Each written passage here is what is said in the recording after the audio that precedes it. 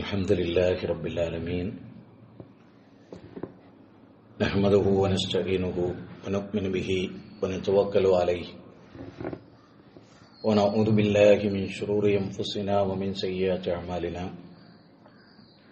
من يهده الله فلا مضل له ومن يضلل فلا هادي له أشهد أن لا إله إلا الله وحده لا شريك له وأشهد أن محمدا عبده ورسوله أرسله بالهدى ودين الحق ليظهره على الدين كله ولو كره المشركون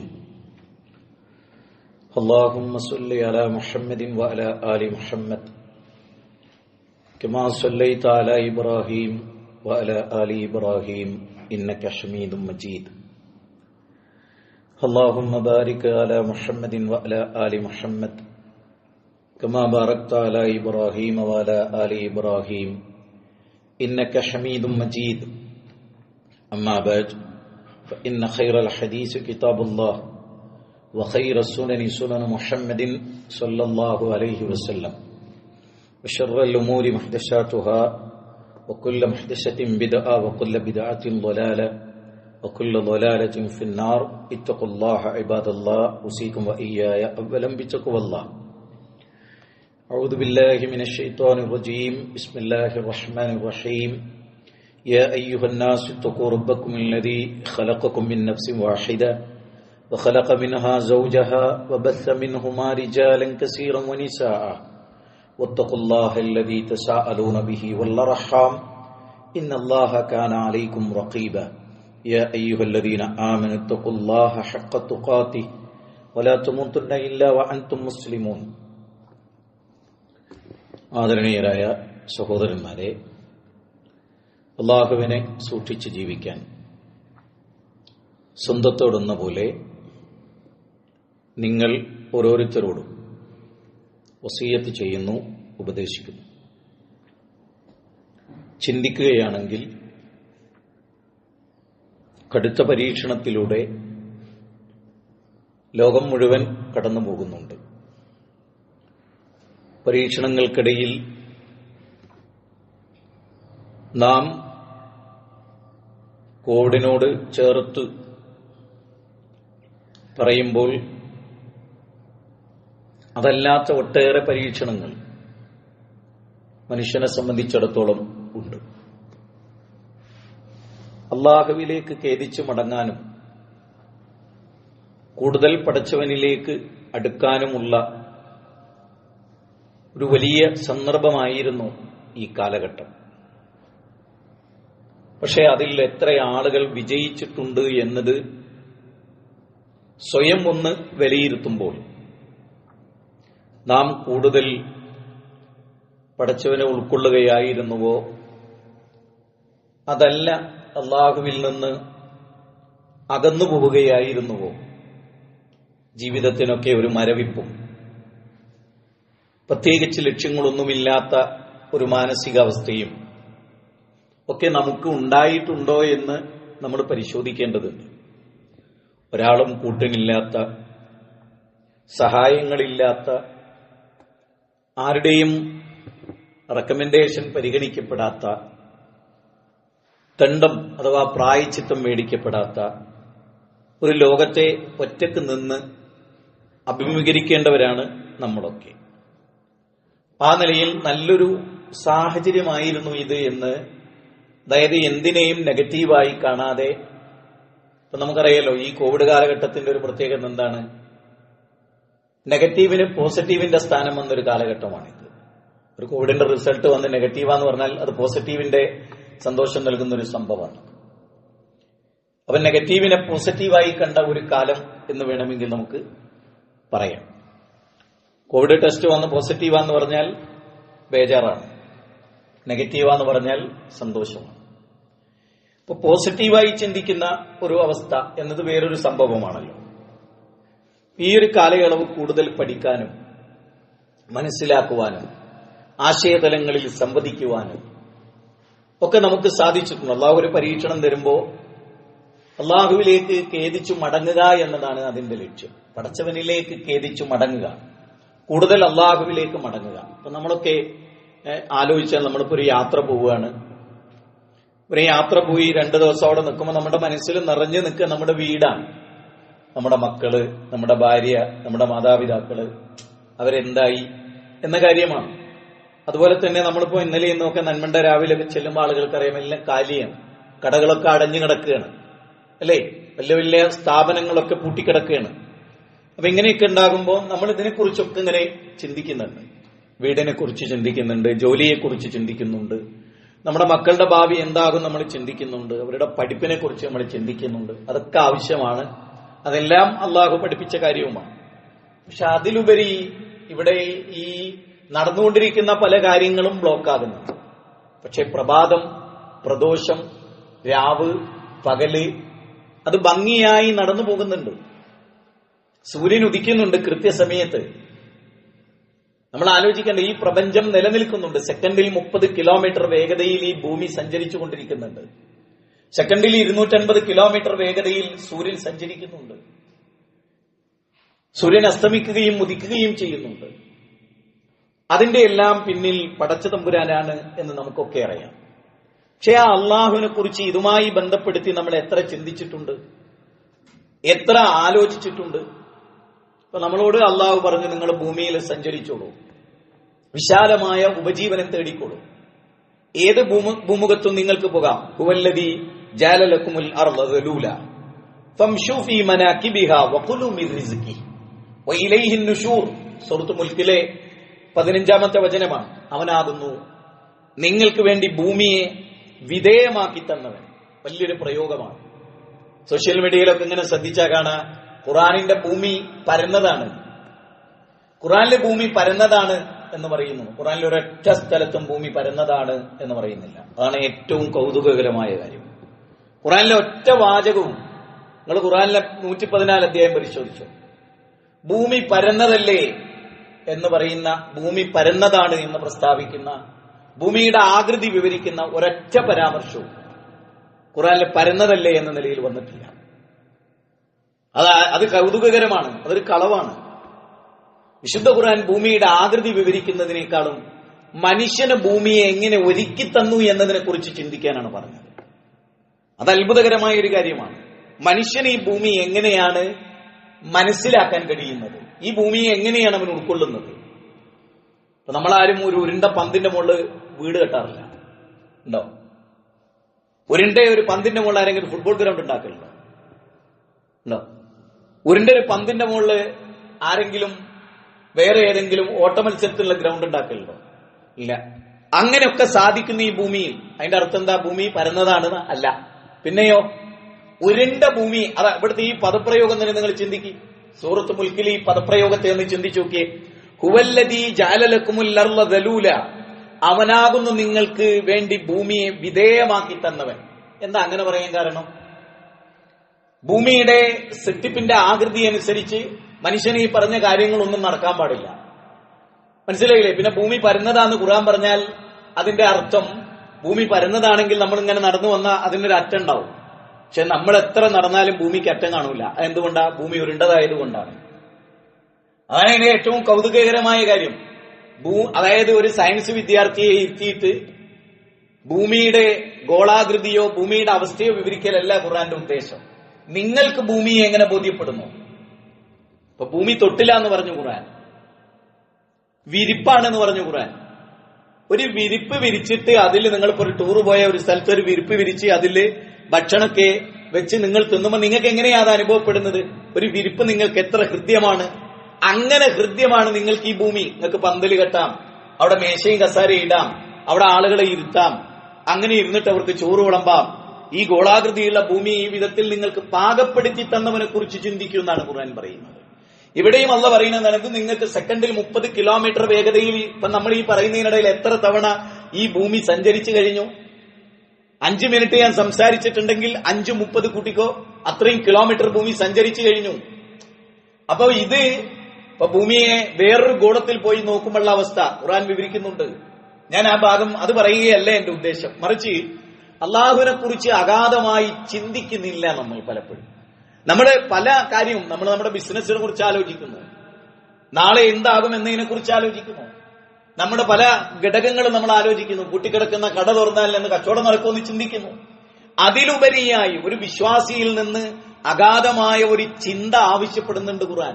ഇതിലൂടെ നടന്നു പോകുമ്പോൾ ഏതൊരു കാര്യം, ഒരു ചരല് കാണും, ഒരു കല്ല് കാണും, ഇതിന്റെ പിന്നിലൊന്നും നമുക്ക് ആർക്കും ഒരു പങ്കുമില്ല. ഒരു നിലക്കും ഒരു പങ്കുമില്ല. അള്ളാഹു പറയണ ഈ ഭൂമി നിങ്ങൾക്ക് വിധേയമാക്കി തന്നു. നിങ്ങൾ എത്ര സഞ്ചരിച്ചാലും അല്ലെ, ട്രെയിനൊക്കെ എത്ര കിലോമീറ്റർ പോകുന്നു, ബസ് എത്ര കിലോമീറ്റർ പോകുന്നു, ഭൂമിയുടെ ഷോൾഡറിലൂടെയാണ് ആ പോണത്. വംശുഫി മനാക്കിബിഹ, മനാക്കിബ് എന്ന് പറഞ്ഞാൽ ശരിക്കും ഷോൾഡർ എന്നാണ്, ഭൂമിയുടെ ഉപരിതലം. ആ ഭൂമിയുടെ ഉപരിതലത്തിലൂടെ നിങ്ങൾ യാത്ര പോകുന്നു. അങ്ങനെ യാത്ര പോയിട്ട് അള്ളാഹ് പറയണം, അങ്ങനെ പോയിക്കോളി, ഉപജീവനം തേടി, ഉപജീവനത്തിൽ നിന്ന് ഭക്ഷിക്കുകയും ചെയ്തു കൊള്ളുവിൻ. അങ്ങനെ ഉപജീവനം തേടിത്തു. പക്ഷേ അള്ളാഹു അവിടെ ഓർമ്മപ്പെടുത്ത ആയത്ത് അവസാനിപ്പിക്കുന്ന ഇലൈഹിൻ നുശൂർ, എന്റെ അടുത്തേക്കാണ് നിങ്ങൾ വരിക. അത് മറന്നുകൊണ്ട് ഒരു യാത്ര നിങ്ങൾക്ക് വേണ്ട. കണ്ടോ, വല്ലാത്തൊരു പ്രയോഗം. എന്റെ അടുത്തേക്കാണ് വരിക എന്നത് മറന്നുകൊണ്ട് സമ്പാദ്യത്തിന്റെയും ഉപജീവനത്തിന്റെയും ഭക്ഷണം കഴിക്കലിന്റെയും പിന്നാലെ നിങ്ങൾ പോകേണ്ടതില്ല എന്ന് അള്ളാഹു ഓർമ്മപ്പെടുത്തുകയാണ്. ആ ആയത്ത് അവസാനിക്കുന്ന അങ്ങനെയാണ്, വഇലൈഹിൻ നുശൂർ, എന്നിലേക്കാണ് മടങ്ങി വരിക എന്നും അവിടെ കണക്ക് ബോധിപ്പിക്കേണ്ടി വരുമെന്നും അവിടെ ഓരോ സെക്കൻഡ്, കാരണം നമ്മുടെ സമയം നമ്മൾ എന്തിനു വേണ്ടി ചെലവഴിക്കുന്നു അത് വളരെ പ്രധാനമാണ്. പ്രഭാതത്തിൽ നമ്മൾ ഉണരുന്നു, നമ്മുടെ സമയം എന്തിനു വേണ്ടി? 5:09, 5:08, 5:07, ഇനി അതിലപ്പുറത്തോ അപ്പുറത്തോ ആയി ബാങ്ക് കൊടുക്കുന്നു. നമ്മൾ എഴുന്നേൽക്കുന്നു. അപ്പൊ തന്നെ ഞാനിങ്ങനെ വരുന്ന സമയത്ത് ഒരുപാട് നമ്മുടെ മുസ്ലിമീങ്ങളെ, ജുമയ്ക്ക് പോയിക്കൊണ്ടിരുന്നവരെ, അവിടെയൊന്നും ജുമയല്ല, അതൊക്കെ ശരിയാണ്. പക്ഷേ ഒരു വെള്ളിയാഴ്ചയാണ്, ഞാനൊന്ന് നേരത്തെ കുളിക്കട്ടെ, സൂറത്ത് കഹ്ഫ് ഞാൻ എന്റെ വീട്ടിൽ വെച്ചൊന്ന് ഓതട്ടെ, ഏതായാലും പള്ളിയിൽ പോകാൻ പറ്റുന്നില്ല. അങ്ങനെ ചിന്തിക്കാൻ നമുക്ക് കഴിയുന്നുണ്ടോ? ഇല്ലല്ലോ. നിങ്ങൾ എന്നെ ആലോചിച്ച് നോക്ക്. ആളുകൾ ഒരു തരം ഗഫ്ലത്തിലാണ്. അതാണ് ഞാൻ കഴിഞ്ഞ വെള്ളിയാഴ്ച പറഞ്ഞത്. എന്തോ ഒരു അവസ്ഥയാണ് ആളുകളുടെ, എന്തോ ഒരു അവസ്ഥയാണ്. നിങ്ങൾ അതായത് നമ്മളിപ്പം കണ്ടെയ്ൻമെന്റ് സോൺ ആയിട്ടുള്ള ഓരോ പ്രദേശത്തൂടെ ഞാൻ യാത്ര ചെയ്തിട്ടുണ്ട്. ഈ പരിസരത്തൊക്കെ ചെറിയ പോക്കറ്റ് റോഡുകളിലൂടെ അനേക തവണ. ആ പോക്കറ്റുകളിലൂടെ യാത്ര പോകുമ്പോൾ ഓരോ വീടിന്റെ ഫ്രണ്ടിലും ആളുകൾ ഫുൾ ടൈം മൊബൈലിലാണ്. ഭാര്യയും ഭർത്താവും ഉപ്പയും ഉമ്മയും മക്കളും എല്ലാവരും. എന്താ അവരുടെ ലോകം? അവരുടെ ലോകം എത്രയോ ചുരുങ്ങിപ്പോയിരിക്കുന്നു. ജ്ഞാനങ്ങളുടെ വിശാലമായ ഒരു ലോകം ഈ ആധുനിക ടെക്നോളജി ഉപയോഗിച്ച് മനുഷ്യന്റെ മുമ്പിലുണ്ട്. എന്നിട്ടും മനുഷ്യരെവിടെയാണ് നിൽക്കുന്നത് എന്ന കാര്യം നിങ്ങൾ ആലോചിച്ചു. ഇപ്പൊ ചന്ദ്രൻ പിളർന്നു. അള്ളാഹു സുബ്ഹാനഹു വ തആല ഒരു അധ്യായത്തിലൂടെ പഠിപ്പിക്കുന്ന കാര്യമാണ്. ഏറ്റവും ലേറ്റസ്റ്റ് കഴിഞ്ഞ ആഴ്ചയുടെ മോഡേൺ സയൻസ് ഗംഭീരമായ ആ പിളർപ്പ് കണ്ട് ഭയപ്പെടുന്നു എന്നാണ്. ചന്ദ്രനിൽ ആ പിളർപ്പ് ബോധ്യപ്പെട്ടിട്ടാണ് ഡേവിഡ് മൂസ പിറ്റ്കോക്ക്, ലണ്ടനിലെ ധനതത്വ ശാസ്ത്രജ്ഞനായിരുന്നു. അദ്ദേഹം ഇസ്ലാം സ്വീകരിച്ചത് ചന്ദ്രൻ പിളർന്നു എന്ന് സയൻസ് പറഞ്ഞപ്പോൾ അദ്ദേഹം അത് വിശ്വസിച്ചു. അപ്പൊ അദ്ദേഹത്തോട് ആരോ പറഞ്ഞു, ചന്ദ്രൻ പിളർന്നത് റസൂലിന്റെ കാലത്താണ്, ഖുർആനിൽ അങ്ങനെ പറയുന്നുണ്ട്. അങ്ങനെ അദ്ദേഹം ഖുർആൻ പഠിച്ചു. അദ്ദേഹം നല്ല വിവരമുള്ള ആളായിരുന്നു. അതുകൊണ്ട് അദ്ദേഹം ഇസ്ലാം സ്വീകരിച്ചു. എറണാകുളം സമ്മേളനത്തിൽ അദ്ദേഹം വന്നു. ആ സമ്മേളനം അദ്ദേഹം ഉദ്ഘാടനം ചെയ്തു. ഡേവിഡ് മൂസ പിറ്റ്കോക്ക് അദ്ദേഹം അറിയപ്പെട്ട ചിന്തകനാണ്. ഞാൻ പറഞ്ഞു വരുന്നത്, ഇസ്ലാമിനെ പറ്റി കണ്ടവരും പഠിച്ചവരും മനസ്സിലാക്കിയവരും ഉൾക്കൊണ്ടവരും വലിയ ബുദ്ധിജീവികളും ഇതെല്ലാം പഠിച്ച് മനസ്സിലാക്കി. നമുക്ക് നല്ലൊരു അവസരമാണ് വായിക്കാൻ, പഠിക്കാൻ. ഇപ്പൊ ഇവിടെ തന്നെ എത്രയോ പുസ്തകങ്ങളുണ്ട്, എത്രയോ കാലം വായിക്കാൻ. ഇബ്നു ഖൽദൂന്റെ മുഖദ്ദിമയുണ്ട്. അതായത് ചരിത്രത്തിന്റെ പിതാവ് എന്നാണ് അബ്ദുറഹ്മാൻ ഇബ്നു ഖൽദൂൻ അറിയപ്പെടുന്നത്. അദ്ദേഹം തന്നെ ലോകത്തിലെ ഏറ്റവും ഫേമസ് ആയി തീർന്നത് എപ്പോഴാണെന്നറിയോ? അദ്ദേഹം ഒരു കപ്പലിൽ യാത്ര പോവുകയാണ് കുടുംബസമേതം. അദ്ദേഹത്തിന്റെ കുടുംബം കടലിൽ മുങ്ങി മരിച്ചുപോയി. അദ്ദേഹം മാത്രം രക്ഷപ്പെട്ടു.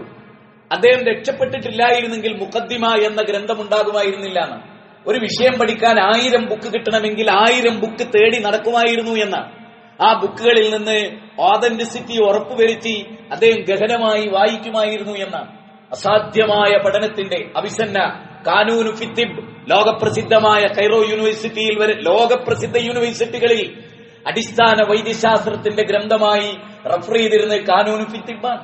അവിസന്ന, ഇബ്നു സീന എന്ന് പറയുന്ന, അതുപോലെ തന്നെ അനേക അൽ ഖുവാരിസ്മി, ലോകപ്രസിദ്ധനായ ഗോളശാസ്ത്രജ്ഞൻ, കെമിസ്ട്രിയെ കുറിച്ച് പഠിച്ച ആളുകൾ ഒക്കെ മുസ്ലിങ്ങളായിരുന്നു. ഖുർആനായിരുന്നു അവരുടെ പ്രചോദനം. നമ്മളെ സംബന്ധിച്ചിടത്തോളം ഈ പ്രപഞ്ചത്തെ കുറിച്ച് ആലോചിച്ച് നോക്കി. ഇന്നലത്തെ ഒരു മിന്നലിന്, നല്ല ശക്തമായ ഇടിമിന്നലും ഉണ്ടായി. എത്രയോ സ്ഥലത്ത് ഫാനും അതൊക്കെ കത്തിപ്പോയി. നമ്മുടെ മേലെ 4 ഫാൻ അടിച്ചുപോയി. പല സ്ഥലങ്ങളിലും പലതും ഉണ്ടായി. ഒരു മിന്നൽ ഭൂമിയിൽ വന്ന ഭൂമി 2ആയി പിളർന്നൊക്കെ പോവും.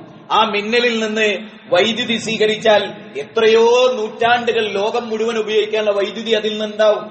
ഒരു മിന്ന് വന്നാൽ, അള്ളാഹുവിന്റെ പ്രകാശം പർവ്വതത്തിൽ പ്രത്യക്ഷപ്പെട്ടപ്പോ പർവ്വതം പൊട്ടിപ്പിളർന്നു, മൂസാ നബി ബോധം കെട്ട് വീണു എന്ന് പറയുന്നത് വിശ്വസിക്കാൻ ഒരു മിന്നലിനെ കുറിച്ച് പഠിച്ചാൽ മതി. ആ മിന്നലിന്റെ അത്ഭുതം പഠിച്ചാൽ മതി. ഇടിവാള് പോലെ ഭൂമിയിൽ വന്ന് പതിക്കുന്ന, അല്ലെ ബിൽഡിങ്ങുകൾക്കിടയിലൂടെ വന്ന് 10ഉം 15ഉം 20ഉം നിലയുള്ള ബിൽഡിങ്ങുകളെ അടിച്ചു തെറിപ്പിച്ചു കളയുന്നു. അത് അള്ളാഹുവിന്റെ ഒരു സൃഷ്ടിയുടെ അവസ്ഥ അതാണ്. അല്ലെ, ആലോചിച്ചു നോക്ക്. ജിബ്രീലിന്റെ ചിറക് കൊണ്ട് ഒരു നാടിനെ, നമ്മൾ പൊറാട്ട എങ്ങനെ എടുത്തിട്ട് മറിച്ചിടുന്ന പോലെ ഒരു നാടിനെ എടുത്ത് മറിച്ചു കളഞ്ഞില്ലേ? സഡൂം നിവാസികൾ എന്ന് പറയുന്നത് വേറൊരു ഉദാഹരണമല്ലേ? ഇതെല്ലാം ഉണ്ടായിട്ടും നമ്മുടെയൊക്കെ മനസ്സിന് എന്താ ഇത് സ്ട്രൈക്ക് ചെയ്യാത്തത്? എന്താ നമുക്ക് അല്ലദീന യദ്കുറൂനല്ലാഹ ഖിയാമ വഖുഊദൻ വഅലാ ജുനൂബിഹിം, നിന്നും ഇരുന്നും കിടന്നു ആലോചിക്കും. ഈ പ്രപഞ്ചത്തിന്റെ പിന്നിലെ ആ എല്ലാം യാദർശികമല്ലല്ലോ ഇതൊന്നും. ഇതെല്ലാം വളരെ കൃത്യമായി നടക്കുന്നു. എല്ലാം വളരെ കൃത്യമായി നടക്കുന്നു. സൂര്യനും ചന്ദ്രനും നക്ഷത്രങ്ങളും ഗാലക്സികളും. അതുകൊണ്ടാണ് പറഞ്ഞത് രാപ്പകലുകൾ മാറി വരുന്നതിൽ ചിന്തിക്കുന്നവർക്ക് ദൃഷ്ടാന്തമുണ്ട്. എന്തുകൊണ്ടാണ്? നോക്കൂ, യുകബ്ബിറുൽ ലൈല അലൻ നഹാർ, അള്ളാഹുവിന്റെ ഒരു പ്രയോഗമാണ്. കവ്വറ യുകബ്ബിറു എന്നൊക്കെ പറയുന്നതിനെ നമുക്കൊക്കെ ആർക്കും മനസ്സിലാകുന്ന, അതായത് ഊരിയെടുക്കുന്നു, ഒരു ഗോളാകൃതിയെ വിവരിക്കുന്നു ഖുർആൻ. അവിടെ രാവിനെയും പകലിനെയും മാറി വരുന്നതിനെ കുറിച്ച് പറയുന്നു. രാപ്പകലുകളുടെ മാറ്റങ്ങൾ, ഋതുഭേദങ്ങളുടെ മാറ്റങ്ങൾ. എന്താ നിങ്ങൾ ചിന്തിക്കാത്തത് എന്ന് അള്ളാഹു ചോദിക്കുന്നു. നിങ്ങൾ നോക്കൂ, അള്ളാഹുവിന്റെ റസൂലിന്റെ കാലത്ത് നിങ്ങൾ ഒട്ടകപ്പുറത്ത് യാത്ര പോകുന്നു, കോവർ കൈതയുടെ പുറത്ത് യാത്ര പോകുന്നു. ആ മൃഗങ്ങളെ നിങ്ങൾക്ക് യാത്ര ചെയ്യാൻ വിധേയമാക്കി തന്നു. എന്നിട്ട് ആയത്ത് അവസാനിക്കുന്നത് എങ്ങനെയാണ്? നിങ്ങൾക്ക് ഈ കാലത്തില്ലാത്ത വാഹനവും പിൽക്കാലത്ത് വരാൻ പോകുന്നു, അത്തരം വാഹനങ്ങളെയും പിന്നീട് ഞാൻ സൃഷ്ടിക്കുമെന്ന് അള്ളാഹു പറയുന്നു. നമ്മൾ നിറഞ്ഞ കണ്ണുകളോടെ കാണുന്നു. സൂറത്ത് യാസീൻ 36-ാം അധ്യായം 36-ാമത്തെ വചനം, സുബ്ഹാനല്ലദീ ഖലഖൽ അസ്വാജ കുല്ലഹാ മിമ്മാ തുംബിത്തുൽ അർദ്.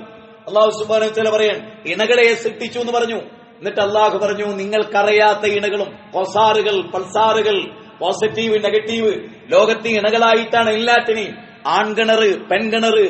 പർവ്വതങ്ങളിൽ കൃഷ്ണശില എന്ന് പറയുന്നത് ആണാണ്, അതല്ലാത്ത പർവ്വതങ്ങൾ പെണ്ണാണ്. ആ വെളുത്ത് കാണുന്ന കല്ല് പെൺവർഗത്തിൽപ്പെട്ടതാണ്.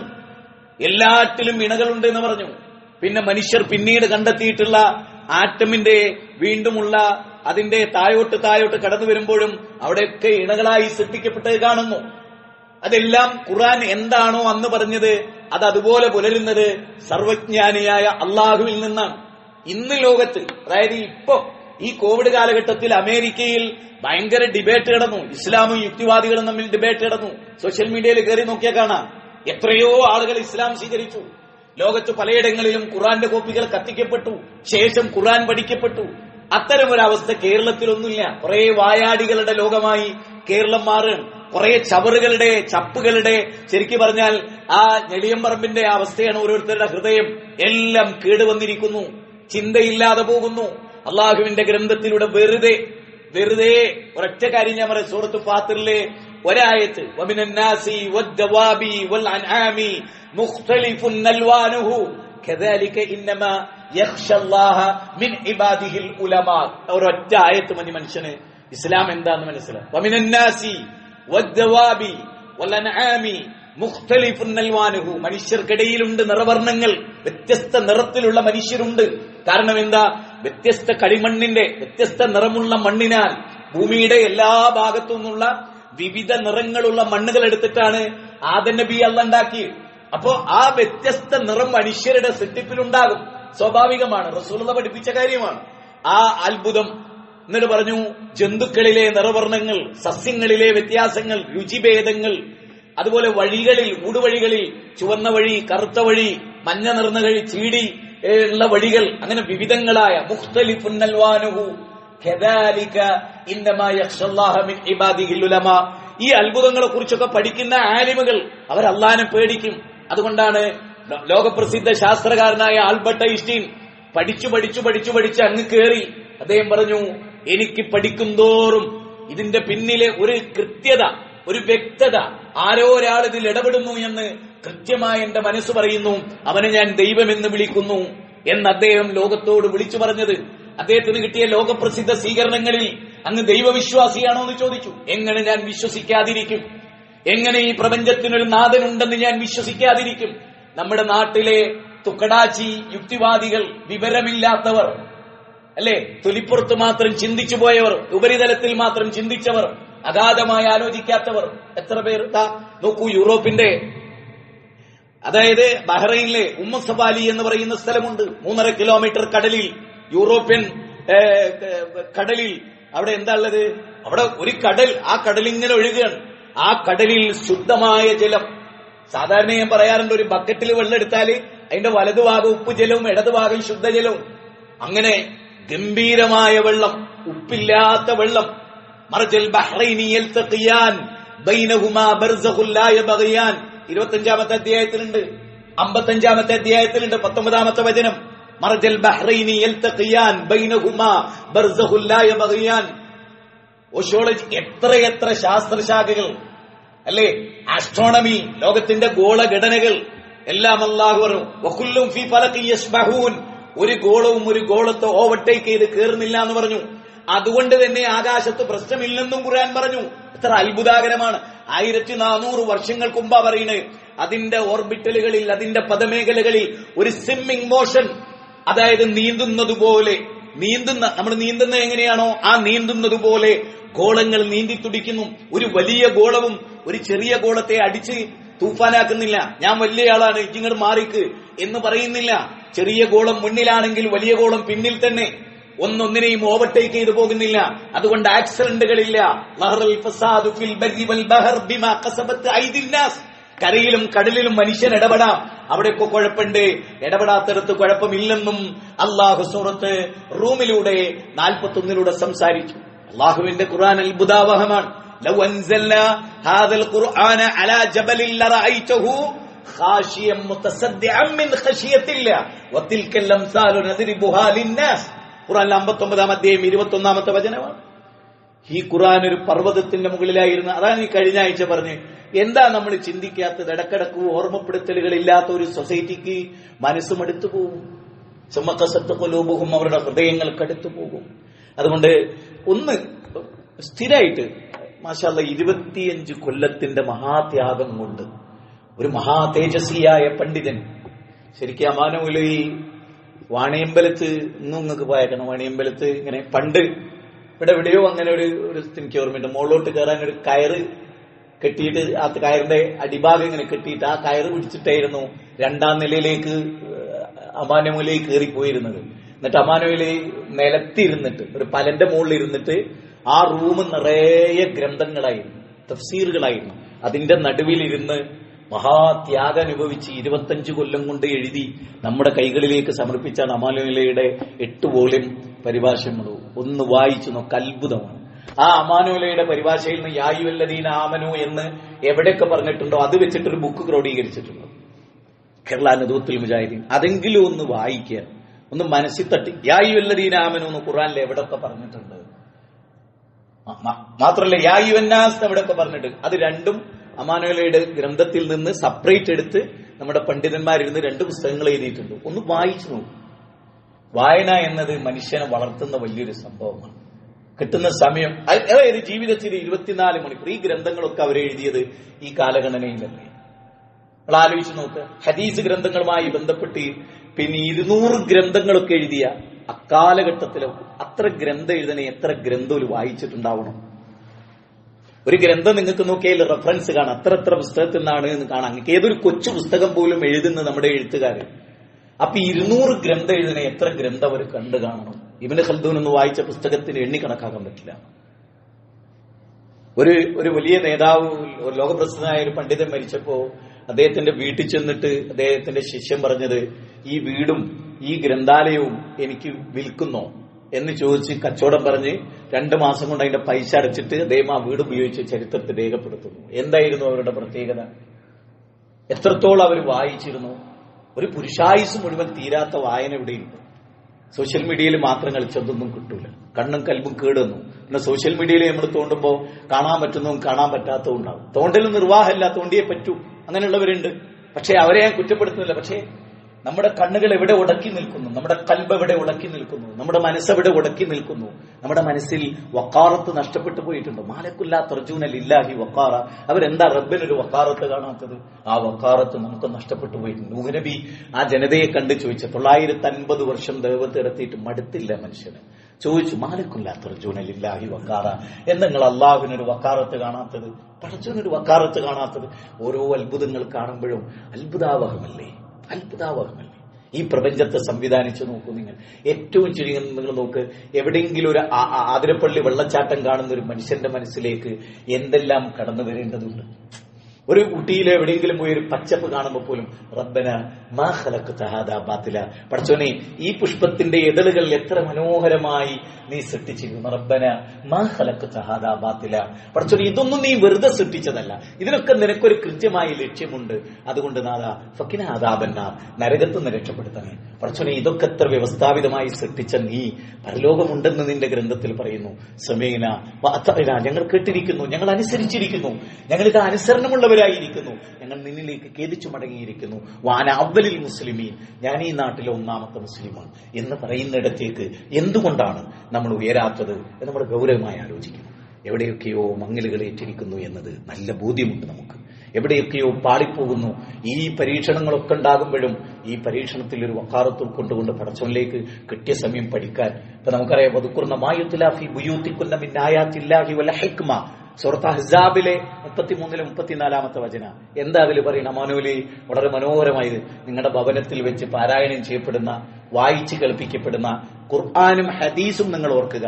വദുക്കുർന മാ യുത്ലാ ഫീ ബുയൂതികുന്ന മിൻ ആയാത്തില്ലാഹി വൽ ഹിക്മ.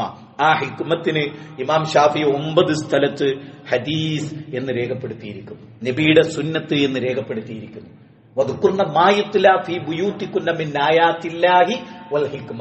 അല്ലാഹുവിന്റെ ഖുർആനും നിങ്ങളുടെ വീട്ടിൽ പാരായണം ചെയ്യണം, പ്രവാചകന്റെ വചനവും നിങ്ങളുടെ വീട്ടിൽ പാരായണം ചെയ്യണം. അത് രണ്ടും നിങ്ങൾ ഓർക്കണം. അപ്പൊ മാനുവലിന്റെ പരിഭാഷ നമ്മുടെ വീട്ടിലുണ്ടാവും, അല്ലെങ്കിൽ ചെറിയമുണ്ട അബ്ദുൽ ഹമീദ് മദനിയുടെയും കുഞ്ഞു ഉമർ മദനി പർപ്പൂരിന്റെയും ഖുർആൻ പരിഭാഷ എഴുത്തുണ്ടാവും. ഇമാം ബുഖാരിയുടെ ഹദീസ് പരിഭാഷപ്പെടുത്തിയ ഒരു മലയാളത്തിലെ പുസ്തകം നമ്മുടെ കയ്യിലുണ്ടോ? സഹീഹ് മുസ്ലിം 3 വോളിയാ, ഫുള്ള് പണി പൂർത്തിയായതാ. എത്ര വർഷമായത് ഇവിടെ കേരളക്കരയിൽ? എത്ര ആളെ കയ്യിലുണ്ട്? തഹ്കീക്ക് ചെയ്യപ്പെട്ട എല്ലാം തഖ്രീജ് ചെയ്യപ്പെട്ട് അതുപോലെ ഓരോന്നും ഓരോ സംഗതിയിലും കൃത്യമായി പഠിച്ച് വിലയിരുത്തി ഇന്നത് ഇത്ര സ്വീകാര്യമല്ല, ഇന്ന് ഇത്ര സ്വീകാര്യമാണ് എന്ന് ലോകപ്രസിദ്ധരായ പണ്ഡിതന്മാർ പറഞ്ഞ മുഖവരിയോടുകൂടെ ഉണ്ടായിട്ടുള്ള എത്ര ഗ്രന്ഥരചനകൾ ഇവിടെ നടന്നു. ഒരു പുസ്തകമെങ്കിലും 1-ാം പേജ് മുതൽ അവസാനിക്കുന്നവരെ വായിച്ച് മാഷാ അല്ലാഹ് അൽഹംദുലില്ലാ എന്ന് പറയാൻ നമുക്ക് കഴിഞ്ഞിട്ടുണ്ടോ? ഭയപ്പെടേണ്ട, അള്ളാഹു കൂടെയുണ്ട് എന്ന് പറഞ്ഞിട്ടൊരു ബുക്കുണ്ട്, ആയിദുൽ ഖർണിയുടെ ബുക്കാണ്.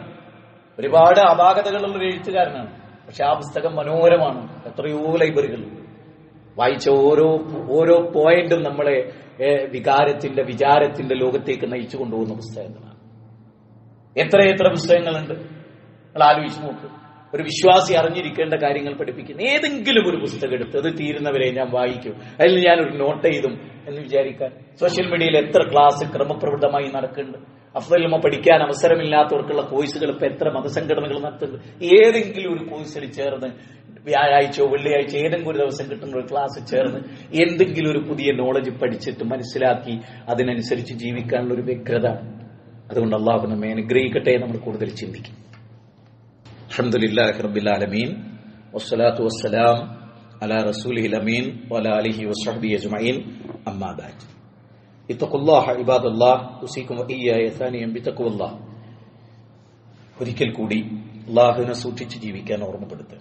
നമുക്കറിയാം, വെള്ളിയാഴ്ച ജുമാ കഴിഞ്ഞ് പോലും അള്ളാഹു നമ്മളോട് പറഞ്ഞ നിങ്ങൾ ഭൂമിയിൽ വ്യാപിച്ചോളൂ, ഫംതശ്റൂ ഫിൽ അർദ് വബ്തഗൂ മിൻ ഫളില്ലാഹ് വദ്കുറുല്ലാഹ്. കണ്ടോ, ജുമാ കഴിഞ്ഞ് ഞങ്ങൾ പള്ളിയിൽ ചടഞ്ഞുത്തിരിക്കൊന്നും വേണ്ട, നിങ്ങൾ ഉപജീവനം തേടി പോയിക്കോളി.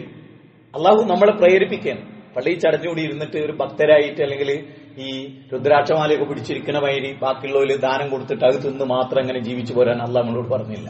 പള്ളിയിൽ വിളിച്ചാൽ ദിക്റിലേക്ക് വരണം. ആ ദിക്ർ ഖുത്ബയാണ്. യഖ്റൂൽ ഖുർആന യുദക്കിറുന്ന. ആ ഖുത്ബ കഴിഞ്ഞ് നിസ്കാരവും കഴിഞ്ഞാൽ